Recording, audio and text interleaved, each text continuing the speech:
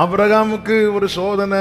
ஈசாக்க பலி செலுத்து 3 நாளுக்கு முன்னாடி ஆபிரகாம்கிட்ட சொல்றார். 3 நாள் கழித்து மலையில வந்து நிற்கிறான். ஆனால் அங்கே 3 வருடத்துக்கு முன்னாகவே ஆயத்தமாக்கப்பட்ட ஒரு ஆட்டுக்கடா இருப்பதை பார்க்கிறான்.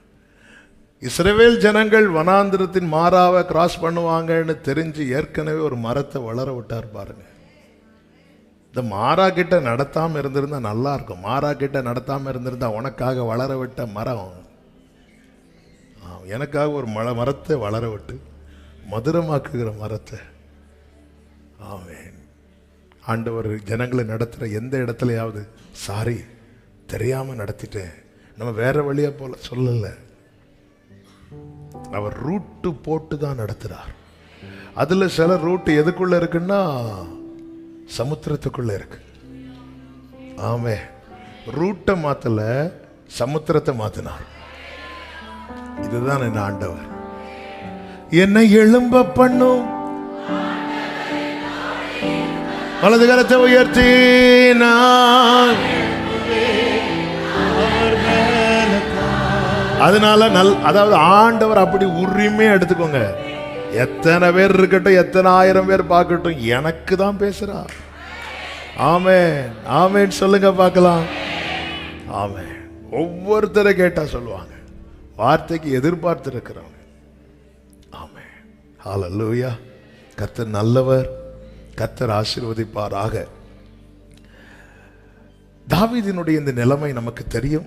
சிக்லாகிலே தாவீதின் குடும்பம், தாவீதோடு இருந்த 600 பேரின் குடும்பம், இவர்களை அமலேக்கியர் வந்து பிடித்து கொண்டு போகிறார்கள். பிடித்து கொண்டு போகிறது மாத்திரமல்ல, அவர்கள் தங்கியிருந்த எல்லாவற்றையும் அக்கினியினால் சுட்டெரித்து விட்டார்கள். அக்கினியினால். கடந்த மாதம் நமக்கு தெரியும், மழை வெள்ளத்தினாலே அநேக வீடுகளை இழந்தார்கள். சிலருடைய கதறலெல்லாம் நம்மளால கேட்க முடியாது. நாங்கள் பார்த்து கட்டின வீடு, சில வீடெலாம் 15 வருஷம் கட்டணும், 20 வருஷம் கட்டணும். ஏன் 15 வருஷம் ஆகுது? அதுக்கான காசு இருக்காது. கொஞ்சம் கொஞ்சமாக முதல்ல இடத்த கிளியர் பண்ணியிருப்பாங்க ஒரு வருஷம், அடுத்த வருஷம் கொஞ்சம் காசு சேர்த்து வச்சு அஸ்திபார் எதாவது போட்டிருப்பாங்க, அடுத்து கொஞ்சம் கொஞ்சமாக ஒரு பில்லர் கட்டியிருப்பாங்க. அநேக வீடுகள் மண் சுவரில் கட்டப்பட்ட வீடுகள். ஆமென். அதாவது காசு இருக்கிறவங்க பங்களாவை ஈஸியாக கட்டிடுவாங்க, காசு இல்லாதவங்களுக்கு மண் சுவர் கட்டுறதுங்கிறது 5 வருஷம் அப்படியெல்லாம் ஆகும். கொஞ்சம் கொஞ்சமாக அதெல்லாம் ஒரே அடியாக அழிந்து போகும்போது அது எவ்வளோ வலி, எவ்வளோ வேதனை. வந்து பார்க்குறாங்க, மிகப்பெரிய வேதனை.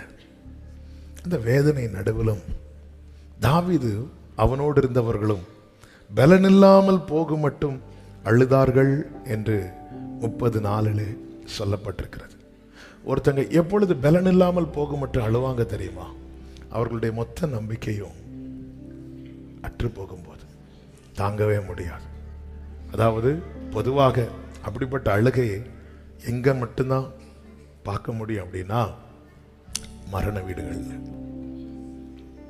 எஸ்பெஷலி அந்த கடைசியா அவங்க மரிச்சிட்டாங்கங்கிற செய்தி வரும்போது ஹெவியான அழுகை இருக்கும், அழுதுட்டே இருப்பாங்க.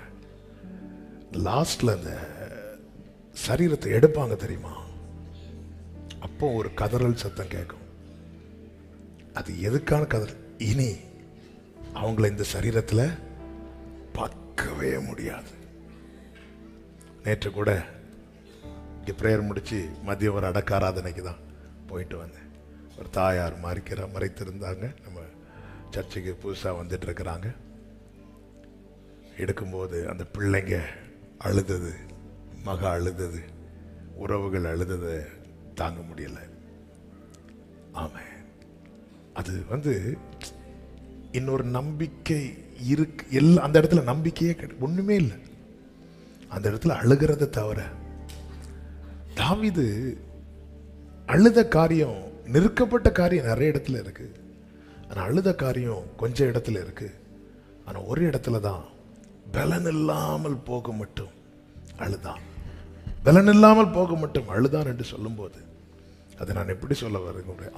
அவன் சந்தித்த பிரச்சனைகள்லேயே பெரிய பிரச்சனை, அவன் பட்ட வலியிலேயே பெரிய வேதனை.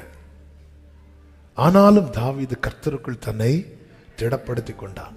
அந்த இடத்துல நீங்க பாத்தீங்கன்னா 600 பேரும் மாறி மாறி ஒருவரை ஒருவர் தேற்றி அல்லது ஒருவரை ஒருவர் கட்டிப்பிடித்து அழுதால் கொஞ்சமாவது ஆறுதலா இருக்கும். ஆனா இந்த நிலைமை எப்படி என்றால் 600 பேரும் ஒன்னாயிட்டாங்க, தாவீது தனிமையாயிட்டான். காரணம், அத்தனை பேரும் மாறி மாறி குற்றம் சாட்டல, அத்தனை பேரும் மொத்தமாக தாவீதை குற்றப்படுத்துகிறார்கள்.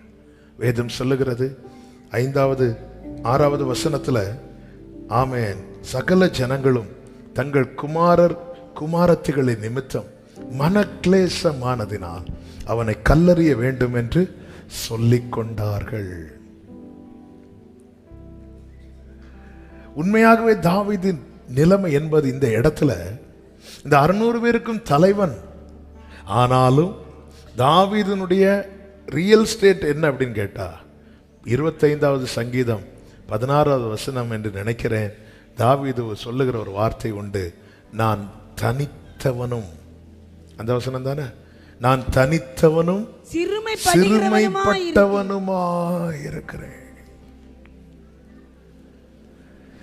நான் தனித்தவனும்,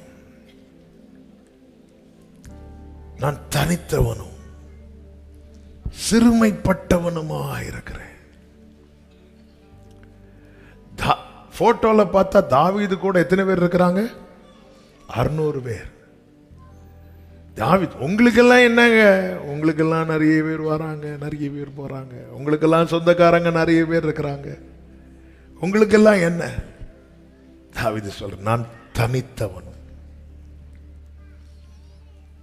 நல்ல கவனமா கேளுங்க. அமலேக்கியர் வந்து பறித்து கொண்டு போனது நிமித்தம் தாவீது மிகவும் அழுதான்.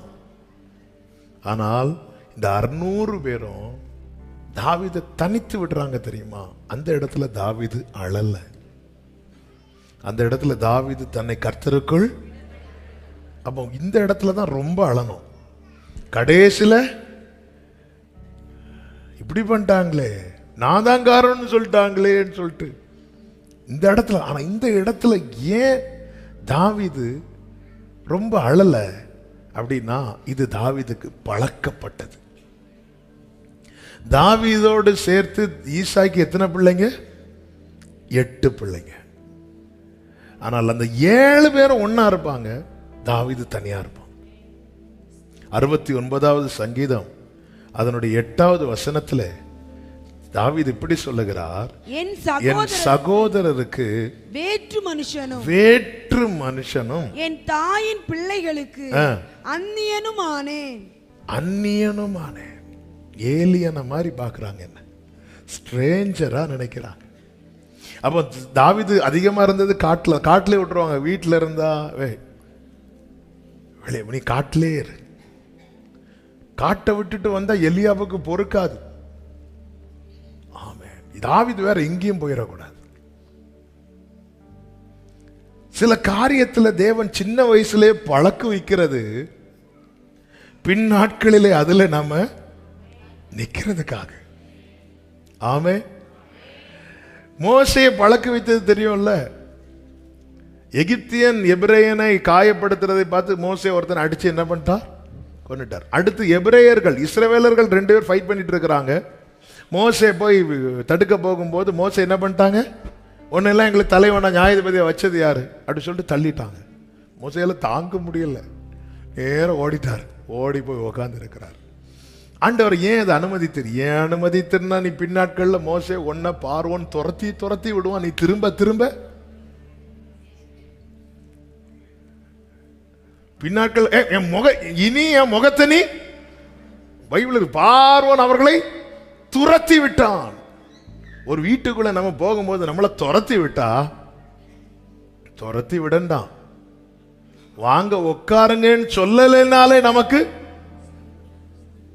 வீறு கொண்டு அப்படியே எழும்பி திரும்பி பார்க்காம திரும்பி பார்த்தா உப்பு தூணா இருக்குமா?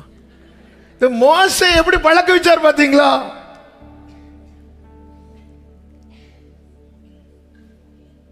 ஹல்லேலூயா, ஹல்லேலூயா. 600 பேரும் கையில கல் எடுக்கும் போது ஒருவனால எப்படிங்க கர்த்தருக்குள் திடப்பட முடியும்? தாவீது சொல்லுகிறார், என்னை பழக்குவித்த கண்மலை. இன்னைக்கு தெரியாது. அதனாலதான் எரேமியாவை கொண்டு கர்த்தர் சொல்லுகிறார், நீ காலாட்களோடு ஓடும் போதே உன்னை இளைக்க பண்ணினார்கள், ஆனால் குதிரையோடு. ஆமே ஆண்டவரே, இது ரொம்ப டயர்டா, இதுக்கே டயர்ட் ஆயிட்டுன்னா அடுத்து ஒண்ணு நான் யாரு கூட ஓட போறேன்? ஆண்டவரே, நீங்க என்ன குதிரையில ஏறி ஓட விடுவீங்கன்னு பார்த்தா குதிரை கூட ஓட போறீங்களா? ஆமென் ஆமென். சின்ன வயசுல 8 பேர் நடுவில் தாவீது, 7 பேர் நடுவில் தாவீது தனிமையில இருந்தான். வளர்ந்த போது 600 பேர் நடுவில் தாவீது தனிமையா இருக்கிறான். தாவீதுக்கு இது புதிது அல்ல. தாவீது இதுல பழக்கப்பட்டவன். நான் தனித்தவனும்